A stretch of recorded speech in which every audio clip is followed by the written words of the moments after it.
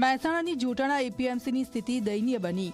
જોટાણા એપીએમસીમાં આવક કરતાં જાવક વધુ હોવાથી હવે કર્મચારીઓના પગાર માટેના પણ પૈસા નથી બચ્યા। જોટાણા એપીએમસીમાં વર્ષે 8 થી 9 લાખ રૂપિયાની આવક છે અને ખર્ચો 17 થી 18 લાખ રૂપિયા છે।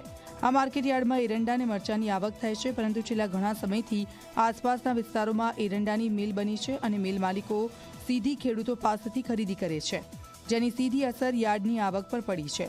હવે માર્કેટયાર્ડમાં તાળા મારવા પડે તેવી સ્થિતિ ઊભી થઈ છે। તો યાર્ડમાં ગાડી નથી તો પણ ડ્રાઈવરનું મહેકમ કેમ? ડ્રાઈવરને મહિને 60,000 રૂપિયા જેટલો પગાર ચૂકવવામાં આવે છે।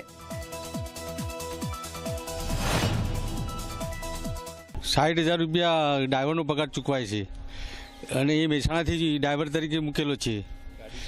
ગાડી નથી અમારી પાસે અને સ્થિતિ બધી દયાજનક છે।